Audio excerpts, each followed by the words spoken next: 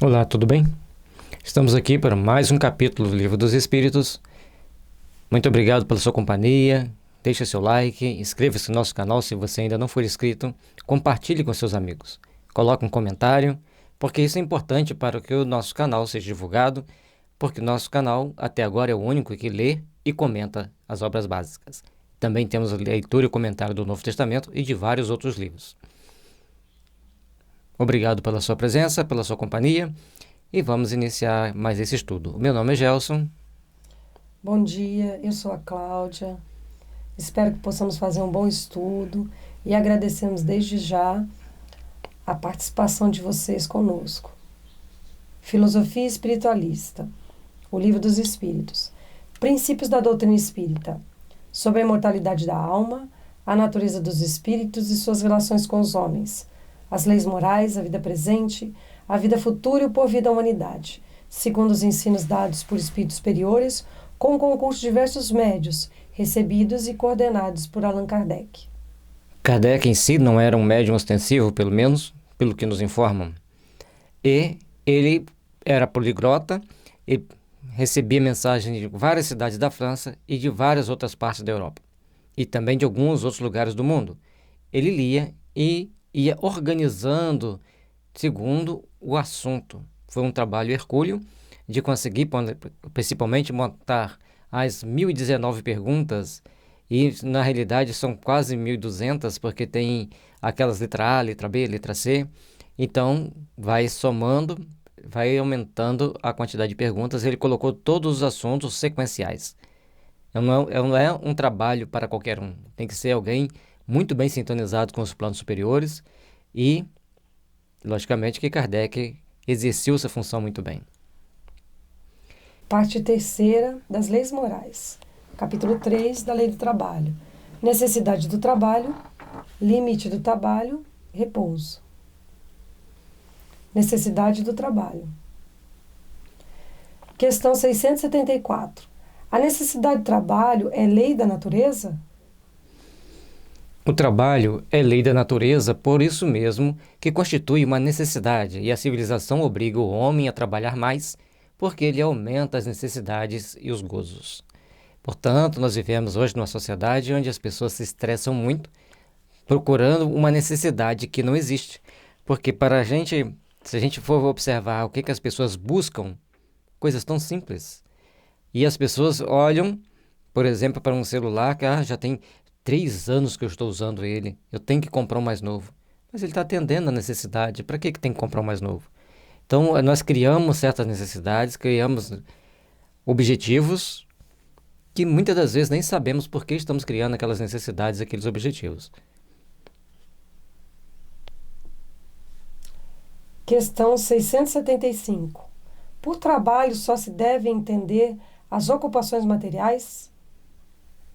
Não, o espírito trabalha assim como o corpo. Toda ocupação útil é trabalho. Prestar atenção nesse detalhe que toda ocupação útil é trabalho. Existem os trabalhos braçais, existem os trabalhos intelectuais, existem das mais variadas formas de se trabalhar que nem mesmo entendemos todas elas. Até aquela pessoa que pede esmola no sinal é um trabalho.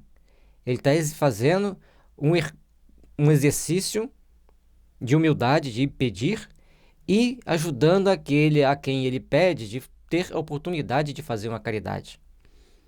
Então, antes de criticarmos aquela pessoa que pede esmola, temos que entender que ele está despertando um sentimento de compaixão, um sentimento de misericórdia no outro. E lembrando também que Deus trabalha até hoje. O tempo todo ele trabalha. E o trabalho, ele ajuda a pessoa a ter mais saúde, ajuda a pessoa a também ter mais saúde na velhice. Um dos trabalhos, que é o estudo, ajuda a pessoa a evitar várias doenças. Questão 676. Por que o trabalho se impõe ao homem? Por ser uma consequência de sua natureza corpórea. É expiação e, ao mesmo tempo, meio de aperfeiçoamento da sua inteligência. Sem o trabalho, o homem permaneceria sempre na infância quanto à inteligência. O trabalho ele vai fazer com que nós tenhamos que exercer a nossa inteligência, refinar a nossa criatividade, a nossa inteligência, a capacidade de fazer algo diferente ou de melhorar aquilo que fazemos. Portanto, quando foi criada a qualidade total, foi mostrando para o homem 5 aspectos que ele tinha que melhorar.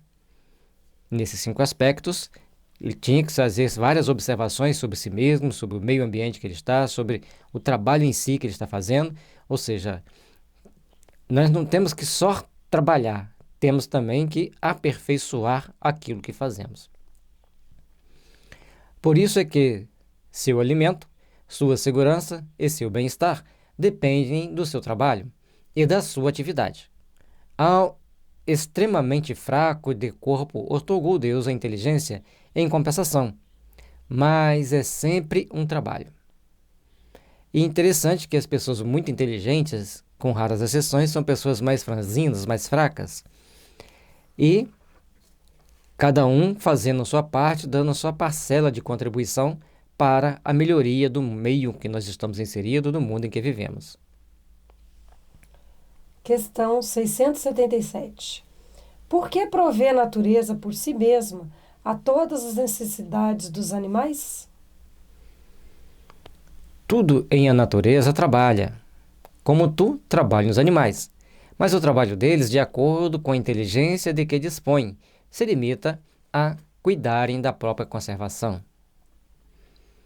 E a gente olha, por exemplo, para que serve uma girafa? Para que serve uma zebra? Aí, logicamente, que as pessoas falam assim, mas já viu a beleza de uma girafa? A beleza das zebras ali, tudo juntinho, andando? Então, todo é um trabalho que eles estão fazendo, até mesmo para servir de alimentos para os animais carnívoros. E também, cada um deles come o capim inerente às suas necessidades.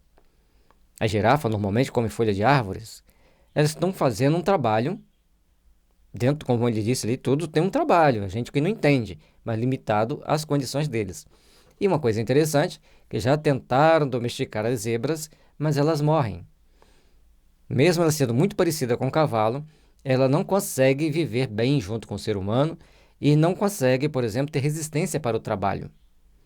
Então, a gente vê-la tão linda, tão bonita, mas ela, lá no território dela, no habitat dela, elas não conseguem conviver bem entre nós. Logicamente, tem uma série de observações que devem ser feitas com relação a isso, mas a gente tem que repensar sobre isso. E também ninguém vai ter um leão como cachorro de estimação. Embora algumas pessoas tenham leões em casa, mas existe sempre o risco. Tudo tem o seu motivo, tudo tem a sua razão de ser, e Deus não fez nada inútil. Daí vem que o homem visa duplo fim, a conservação do corpo e o desenvolvimento da faculdade de pensar, o que também é uma necessidade e o eleva acima de si mesmo. Quando digo que o trabalho dos animais se cifra no cuidarem da própria conservação, refiro-me ao objetivo com que trabalham. Conforme citei, a zebra e a girafa estão lá cumprindo a função delas dentro do habitat onde elas estão, assim como os animais carnívoros estão ali também cumprindo a função deles dentro daquele habitat. Se existisse só os homens e os animais domésticos, a natureza ficava meio feia, convenhamos, né? E os pássaros? As aves em geral. Mas os pássaros eles têm um charme especial. A cor, o canto, o fazer o ninho. Então, tudo tem um motivo de ser, tudo tem uma razão de ser dentro da natureza. As asas proporcionais também voando, é muito bonito, né? Dos pássaros.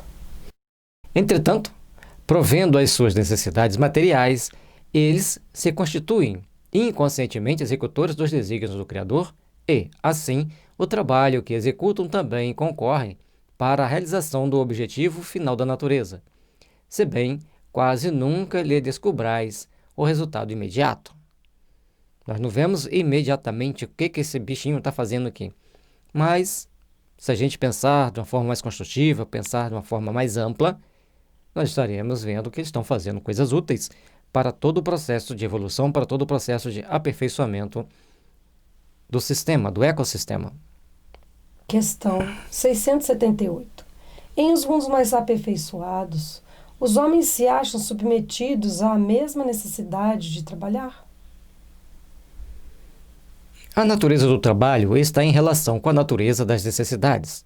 Quanto menos materiais são estas, menos material é o trabalho.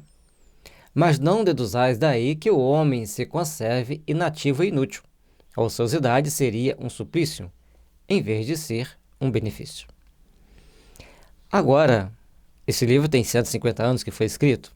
Hoje nós podemos entender melhor isso aqui. Naquela época, todo o trabalho rural era braçal. Não tinha máquinas. Tudo era braçal. Os homens foram fazendo, já desse eu vi uma série de vídeos mostrando tratores enormes, mas com 1/10 da força dos atuais. E o troço tudo desengonçado, difícil de manobrar. E hoje nós temos máquinas enormes para arar a terra, para semear, para irrigar, para colher. Tudo ficou mais fácil. Então nós conseguimos já entender o mito de Adão e Eva, deles estarem nus e serem expulsos do paraíso. Se algum de nós depararmos com a nossa consciência, a nossa necessidade de aperfeiçoar, e vermos que a Terra não oferece mais campo de trabalho suficiente para nós nos aperfeiçoarmos, teremos que ir para outro planeta. Chegar lá, não vamos ter um idioma, palavras daquele idioma para poder expressar o que está acontecendo, o que aconteceu. Falar, estávamos nus, vimos que estávamos nus e Deus nos puniu, tirou-nos do paraíso. Porque perante Deus, nós estamos nus. Por isso, nós temos que entender o benefício do trabalho, a necessidade de trabalharmos e como nós estamos trabalhando para que o mundo se melhore, para que o mundo fique um pouco melhor. E a cada vez que a civilização vai evoluindo mais, nós temos que começar a estudar mais e reciclar as nossas ideias, porque se a tecnologia aumenta, nós temos que nos adaptar à situação do planeta e fazer cursos de estudos que nos habilitem a novos trabalhos. Questão 679. Achar-se-á isento da lei do trabalho o homem que possua bens suficientes para lhe assegurarem a existência? Do trabalho material, talvez, não porém da obrigação de tornar-se útil, conforme aos meios de que disponha, nem de aperfeiçoar a sua inteligência ou a dos outros, o que também é trabalho. Então, tem muita gente que sonha em ganhar um dinheiro muito grande, depois não precisa trabalhar mais, mas entenda que ele está colocando para nós que existe o trabalho material, existe o trabalho intelectual. Então, se você ganha uma fortuna e você acha que não vai ter que trabalhar mais, você vai ter que trabalhar mentalmente, intelectualmente, e também ajudar outros a desenvolver a sua inteligência, porque nada é dado para a ociosidade. Tudo é trabalho, tudo é movimento, tudo é progresso. Aquele a quem Deus facultou a posse de bens suficientes a lhe garantirem a existência não está, é certo, constrangido a alimentar-se com o suor do seu rosto. Mas tanto maior lhe é a obrigação de ser útil aos seus semelhantes, quanto mais ocasiões de praticar o bem lhe proporciona o adiantamento que lhe foi feito. Uma pessoa nasce tendo que trabalhar, vamos colocar um trabalho rural, como um filho de trabalhadores rurais, ele tem que trabalhar duro. Outro nasce filho do senhor da terra, dono daquele senhoqueiro de terra, uma grande fazenda. Aquele que tem que trabalhar duro, um jovem vai ter que trabalhar duro, o outro jovem vai ter que desenvolver seu intelecto, a sua capacidade de liderança e as técnicas, aprender técnicas de aperfeiçoamento da produção, senão ele vai à falência. Então, a questão do trabalho e o outro, o trabalhador, também terá que se aperfeiçoar. E não é porque ele nasceu filho de um trabalhador que ele tem que ficar ali ad eterno, ele pode buscar outros horizontes, outros caminhos e até voltar e comprar a fazenda depois. Depende do caminho que ele seguir. Depende como ele for trabalhar. Quais as oportunidades que ele tiver. E as oportunidades é que vai fazer a diferença. Por isso, nós temos que procurar entender os mecanismos que a vida nos oferece para o trabalho e para crescermos para Deus. Questão 680. Não há homens que se encontrem impossibilitados de trabalhar no que quer que seja e cuja existência é, portanto, inútil? Deus é justo e, pois, só condena aquele que voluntariamente tornou inútil a sua existência, porquanto esse vive a expensas do trabalho dos outros. Ele quer que cada um seja útil de acordo com as suas faculdades. Então não existe ninguém inútil na Terra. Cada um está fazendo de acordo com as suas faculdades. Certa vez, fazendo campanha do quilo, um sábado à tarde, passei de um barzinho, estava ali várias pessoas bebendo. E todo mundo passou ao largo, chegou ali, contornaram para não passar perto. E o Espírito me intuiu, distribuiu uma mensagem para cada um. Eu fui entregando uma mensagem para cada um, daquelas que a gente entrega na campanha do quilo, e um falou assim: fulano, traz um pacote de feijão, bota na minha conta. Aí um olhou para o outro, ao outro: traz um para mim também, traz um de macarrão, traz um disso, um daquilo. De repente todos começaram a ajudar a fazer alguma coisa. Passados dias, a gente tinha uma reunião onde os espíritos, uma vez por mês, dão mensagens psicofônicas para o público em geral, para os frequentadores, e o espírito falando que a gente não pode esperar que todo mundo vai fazer campanha do quilo, porque alguém tem que doar. E cada um está num estágio evolutivo, fazendo o seu trabalho de reformulação de conceitos para a vida. E às vezes eles estão em uma condição bem melhor do que a nossa. Porque ali naquele momento, aquele que chamou o dono do bar para trazer um pacote de feijão, ele fez que pelo menos mais 5 ali presente doasse alguma coisa. Alguns doaram R$2, outros R$1, uns 50 centavos, vários doaram. Então, dentro daquele processo, aquele que tomou a primeira iniciativa, ele fez uma tarefa maior do que os demais. Aí você vai falar assim: mas não saiba a vossa mão direita o que faz a vossa mão esquerda? Depende do momento e da hora. Quando derdes esmola, não saiba a vossa mão direita o que faz a vossa mão esquerda.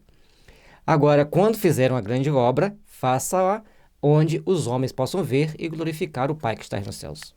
Então, são duas condições distintas que Jesus deixou. Uma, da esmola. Dá esmola em silêncio, porque você não está fazendo nada. Você simplesmente está com um certo apego, liberando uma migalha. Mas se você vai fazer uma grande obra, mostre para o mundo que você está fazendo a grande obra. Está lá no Evangelho. Por isso, nós temos que procurar entender a amplitude da situação. E com relação a isso aqui, nós temos um amigo, vamos dizer assim amigo, né, porque a gente faz visita para ele, é uma pessoa que fica sempre em cima de uma cama, ele tem movimentos restritos, mas ele faz um brilhante trabalho no plano espiritual. Certo? E ele, assim, ele tem a presciência das coisas que vão acontecer. Algumas coisas ele consegue, através de gestos, esclarecer para a gente, outras não consegue. Então, ele faz um trabalho maravilhoso. E ele tem consciência que ele faz esse trabalho. Ou seja, está preso a um corpo que mal se mexe. Mas ele tem a possibilidade de trabalhar espiritualmente nos momentos de sono. E até mesmo em oração. Então é sempre importante nós trabalharmos as nossas emoções, os nossos sentimentos e procurarmos elevar esses sentimentos, essas emoções a Deus, em gratidão a Deus. Porque muitas das vezes nós não temos como fazer uma grande obra fisicamente, mas se nós formos submissos às vontades do Pai, bem, levando uma vida tranquila, equilibrada, espiritualmente falando, durante o desdobramento, nós vamos fazer sempre alguma coisa útil e importante. A questão 643, a gente colocou aqui com a letra diferente, né, porque ela está fora do capítulo, quando ele pergunta se haverá quem, pela sua posição, não tenha possibilidade de fazer o bem, o que nós explicamos do nosso amigo, já respondemos. Então, não há quem não possa fazer o bem. Somente o egoísta nunca encontra ensejo de o praticar. Basta que se esteja em relação com outros homens para que se tenha ocasião de fazer o bem. E não há dia da existência que não ofereça a quem não se ache cego pelo egoísmo oportunidade de praticá-lo. Porque fazer o bem não consiste para o homem apenas em ser caridoso, mas em ser útil na medida do possível, todas as vezes que o seu concurso venha a ser necessário. Sempre que você tiver ocasião de ajudar, de fazer o bem, de levar alguma contribuição para o outro, você está fazendo o bem, você está trabalhando para a caridade, você está trabalhando para o Cristo. E às vezes você está na rua, você vê que uma pessoa está perdida, ao invés de fazer uma gracinha, de fazer a pessoa ficar andando em círculo, procure realmente ajudá-la. Procure realmente orientá-la. Aí é um bem grandiosíssimo que você está fazendo. E se ali for um espírito de luz, um espírito protegido de alguém de muita luz, ele vai sair dali irradiando gratidão por você ter ajudado. Mas se você faz uma molecagem, ele vai irradiar alguns segundos de rancor, de revolta que vai te prejudicar. Treinemos, pois, a construção do bem em nós mesmos. E quando nós não temos a oportunidade de fazer o que gostaríamos de fazer pela pessoa, por uma série de circunstâncias, que façamos uma oração para essa pessoa, uma prece que vai ajudar muito. Questão 681. A lei da natureza impõe aos filhos a obrigação de trabalharem para seus pais? Certamente, do mesmo modo que os pais têm de trabalhar para seus filhos. Foi por isso que Deus fez do amor filial e do amor paterno um sentimento natural e praticamente uma obrigação. Foi para que, por essa afeição recíproca, os membros de uma família se sentissem impelidos de ajudarem-se mutuamente, o que, aliás, com muita frequência se esquece na vossa sociedade atual. Então, os filhos ajudarem os pais e os pais ajudarem os filhos é de extrema importância, de extrema necessidade. E a gente vive numa sociedade onde existem os mais variados empecilhos daquele apoio que todos nós gostaríamos de dar e aqueles que nós podemos dar. E aí, logicamente, que vai ser compreensível aos olhos de Deus. Portanto, precisamos aprender a trabalhar nossos sentimentos, desenvolver um ideal melhor para sermos também melhores, para também estarmos ajudando. Então vamos ver a questão 205 que aqui é mencionada. Questão 205. Há algumas pessoas, a doutrina da reencarnação se afigura destruidora dos laços de família, com o fazê-lo anteriores à existência atual. E aí a resposta também, a pergunta já mostra um certo egoísmo da pessoa que direcionou a pergunta e a resposta vai ser um puxão de orelha. Ela os distende, não os destrói. Com fazê-los anteriores à existência atual. Então, a pergunta demonstra um egoísmo de quem fez, porque nem toda pergunta era feita por Kardec, sempre tinha alguém ali que fazia, portanto que ele fala, há algumas pessoas, quer dizer, ele já ouviu alguém dizendo isso. Bom, e a resposta é um bom puxão de orelha para nos alertar das nossas responsabilidades sociais. Ela os distende, não os destrói. Fundando-se um parentesco em afeições anteriores, menos precários são os laços existentes entre os membros de uma mesma família. Essa doutrina amplia os deveres da fraternidade, porquanto, no vosso vizinho ou no vosso servo, pode achar-se um espírito a quem tenhais estado presos pelos laços da consanguinidade. E olha que é mais comum do que se imagina.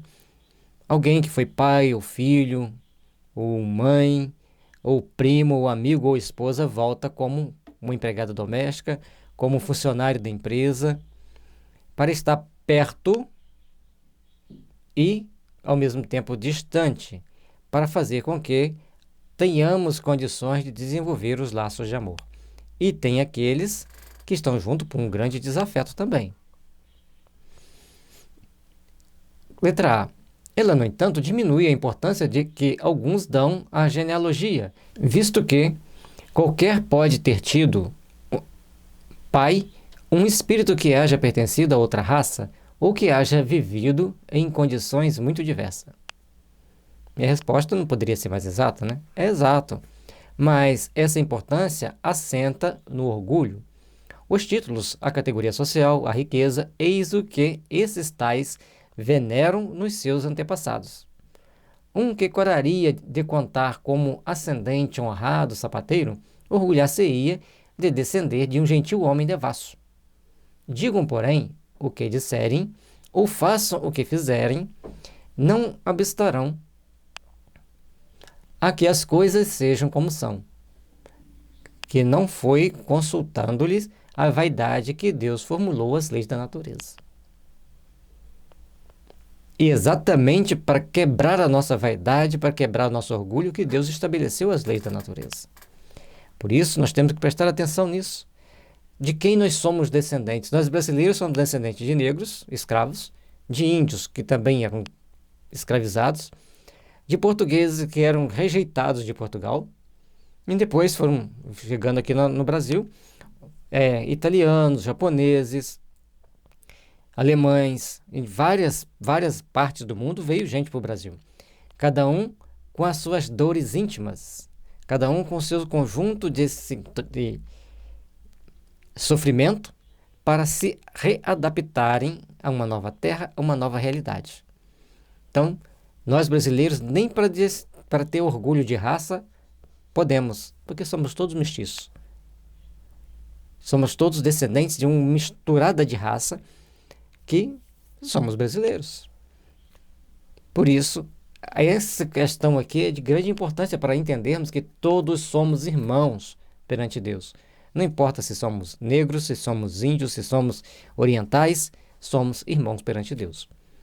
E, principalmente no Brasil, vêm espíritos das mais variadas regiões do mundo para reencarnar aqui. Até porque, vamos dizer que no Brasil, na época do descobrimento, tinha 2 milhões de índios. O número didático eu não sei quanto que era. Hoje nós somos 200 milhões de pessoas, então veio 180 milhões. Aliás, somos mais de 200 milhões, né? Pareceu que 200 milhões de pessoas a mais. Então, só eram espíritos que foram vindo das mais variadas regiões do planeta para reencarnar aqui, exatamente por ter uma mistura muito grande de raças, propicia uma melhor adaptabilidade ao espírito a essa nova fase.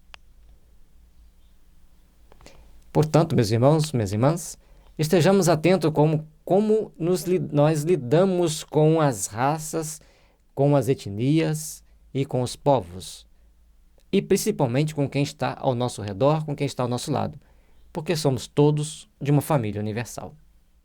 Limite do trabalho, repouso. Questão 682.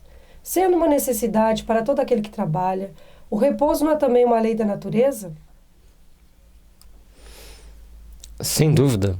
O repouso serve para a reparação das forças do corpo e também é necessário para dar um pouco mais de liberdade à inteligência, a fim de que se eleve acima da matéria. Então, o repouso, lógico, um repouso moderado, é útil para que a mente se refaça, para que a gente retrabalhe nossos conceitos e a gente comece então a se melhorar. Agora, é importante saber repousar. É importante também saber trabalhar. Se você vai trabalhar com raiva, xingando, reclamando, você vai se cansar muito mais. Se você vai trabalhar com a consciência de responsabilidade de trabalhar, tudo funciona bem. Questão 683. Qual o limite do trabalho? O das forças. Em suma, a esse respeito, Deus deixa inteiramente livre o homem. Qual o limite das suas forças? Qual o limite para você fazer determinado trabalho? É importante entendermos isso para cuidarmos bem da nossa saúde e bem dos nossos afazeres. Se a gente procura fazer as coisas aos trambolhões, a gente acaba se complicando. Então, vamos fazer dentro do limite, mas vamos fazer também com responsabilidade. Questão 684. O que se deve pensar dos que abusam de sua autoridade, impondo a seus inferiores excessivo trabalho? Isso é uma das piores ações. Todo aquele que tem o poder de mandar é responsável pelo excesso de trabalho que impõe aos seus inferiores. Portanto, assim fazendo, transgride a lei de Deus. Deixar as pessoas na ociosidade não é certo, mas impor um trabalho excessivo também não é certo. Antigamente existia o caso deles colocarem as pessoas nas galés, que era para as pessoas ficarem remando, aqueles barcos enormes. Era um grupo grande de pessoas que ficavam lá remando e não tinha descanso, era remar e remar. E as pessoas ficavam ali até exaustão, com má alimentação. Eles não se preocupavam com a vida de quem estava ali. Então era uma punição, aquela pessoa era vista como um réprobo, como um objeto, mas o responsável por aquilo ali, provavelmente na próxima encarnação, ele vinha como um galé. E as leis foram se ajustando, foram se melhorando, para que as pessoas pudessem, então, estar em condições de trabalhar com dignidade.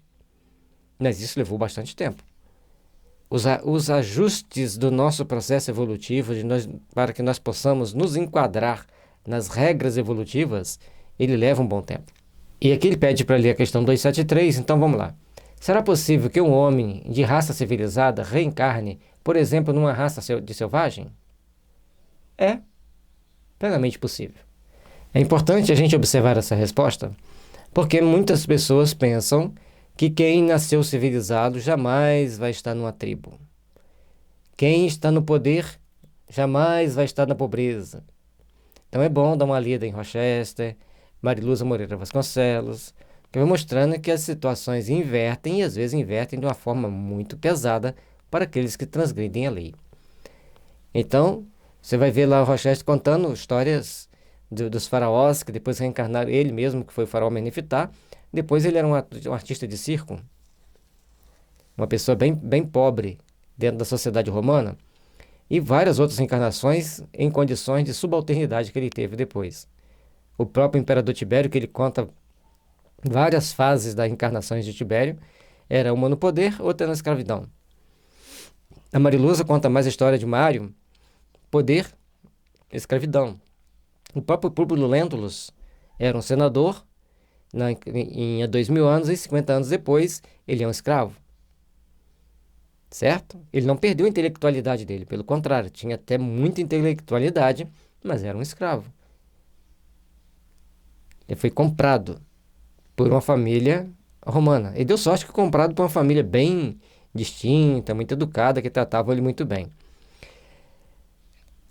Isso é importante a gente entender, que se você está numa condição de uma raça civilizada, numa condição de mando, na próxima você pode reencarnar numa situação bem inferior. Vejamos. Então, vou repetir a pergunta. É possível que um homem de raça civilizada reencarne, por exemplo, numa raça de selvagens? É, mas depende do gênero da expiação. Um senhor que tenha sido de grande crueldade para com seus escravos poderá, por sua vez, tornar-se um escravo e sofrer os maus tratos que infligiu aos seus semelhantes. Um que em certa época exerceu o mando pode, em nova existência, ter que obedecer aos que se curvavam ante a sua vontade. Ser-lhe-á isso uma expiação que Deus lhe imponha, se ele abusou do seu poder. Também um bom espírito pode querer encarnar no seio daquelas raças, ocupando posições influentes para fazê-las progredir.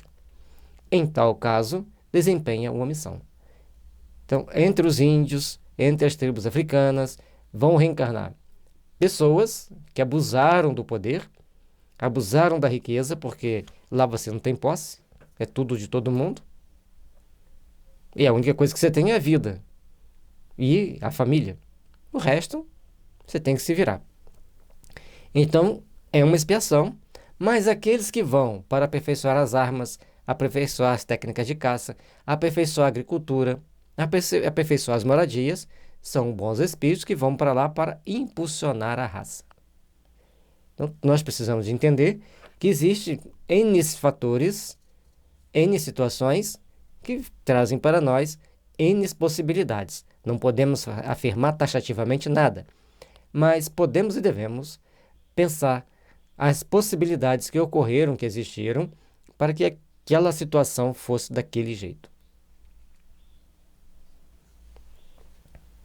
Questão 685. Tem o homem o direito de repousar na velhice? Sim, e que a nada é obrigado, senão de acordo com as suas forças. E aí vem a questão da aposentadoria, que é uma conquista recente na humanidade, porque antes não existia. Então, nós temos que ter a consciência de que todos nós vamos envelhecer e que, portanto, tem que existir a questão de essa renda para quem trabalhou a vida inteira. É uma questão justa, necessária e que vai fazer com que as pessoas tenham condições de ter uma vida mais digna na velhice. E também as pessoas idosas que estão em boas condições, é importante que eles façam um trabalho social para manter a vida ativa e também para exercer a caridade. Letra A. Mas que há de fazer o velho que precisa trabalhar para viver, não pode? O forte deve trabalhar para o fraco. Não tendo este família, a sociedade deve fazer às vezes desta. É a lei da caridade.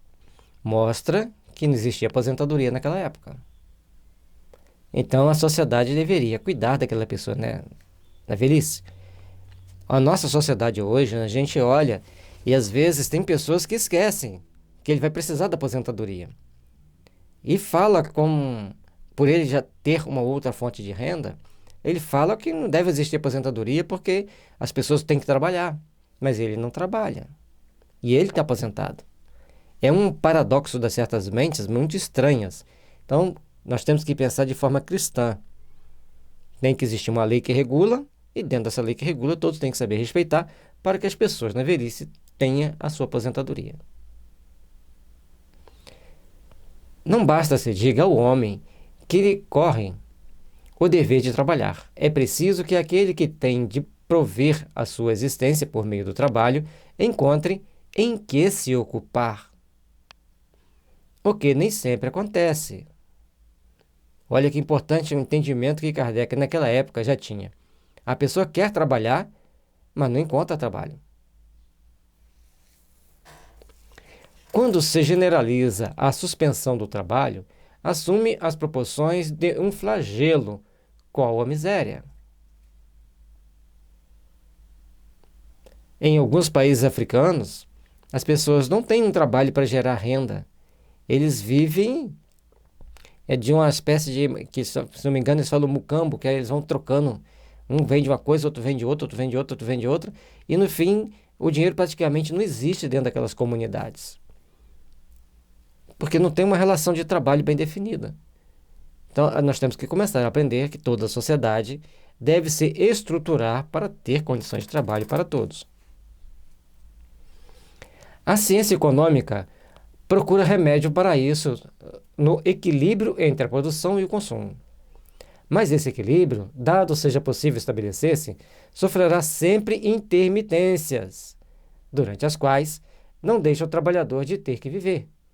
Há um elemento que se não costuma fazer pesar na balança e sem o qual a ciência econômica não passa de simples teoria.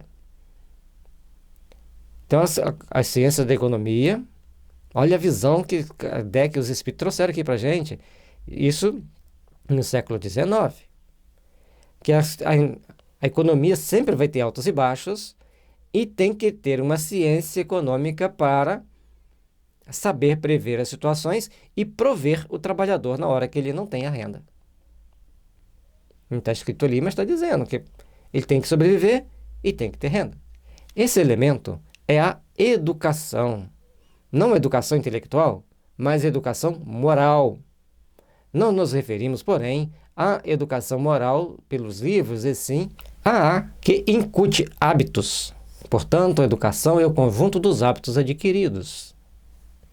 E aqui está trazendo para nós a necessidade de educação moral, de incutir em nós hábitos importantes e saudáveis,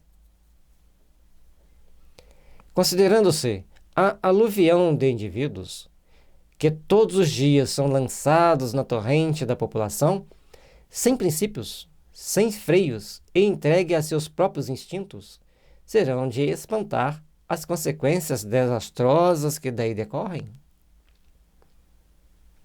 Se você não educa os jovens, se você não dá um limite para os jovens, para as crianças e para os jovens, as consequências serão desastrosas.